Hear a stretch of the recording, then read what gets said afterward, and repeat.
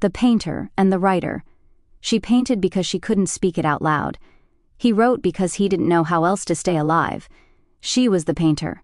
Color clung to her skin like memory, smudged, layered, intentional. She didn't just paint what she saw, she painted what she felt when she thought no one was watching. He was the writer. Words poured from him like breath, but only onto paper. Face to face, he was silence and soft laughter and eyes that held too much. But his pages, God, his pages burned. They met on a quiet morning that felt like the first line of something neither of them was ready to write. He saw her paintings before he ever saw her eyes. She read his stories before she ever heard his voice. And somehow, in the ache between art and ink, they recognized each other. "You bleed in color," he whispered. "You breathe in words," she replied. They didn't fall in love all at once. They unfolded into it.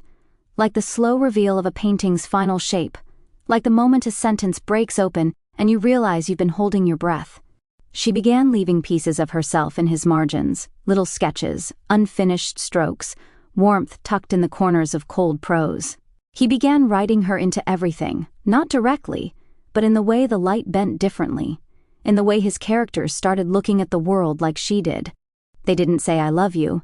Instead, he wrote, "There is a color I can't describe, but I see it every time you look away." She painted, a pair of hands reaching, not for each other, but for a pen and a brush, almost touching. But the thing about souls like theirs is that they feel too much and speak too softly. She started painting shadows where light used to be. He started writing stories that ended before they were finished. They were still loving each other. But grief had started dripping between the lines. No one did anything wrong. They just couldn't hold each other the way they held their work. They loved better in metaphor, they hurt quietly, and eventually they drifted. Years passed. He published a book, quietly, anonymously. The final chapter was 1 page long. It read, "I still dream in color. It always starts with her." She never said a word. But months later, she opened a gallery. At the center of the room was a single canvas, unframed. The only thing on it, a figure made of handwritten words, dissolving into pigment. The wall beside it read, "You wrote me real." They did not return to each other.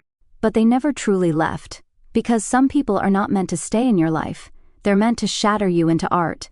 And when you look closely, at the paintings you hang, at the lines you read, at the spaces between breaths, you'll find them. Still painting, still writing, still loving you in ways you didn't know how to name at the time.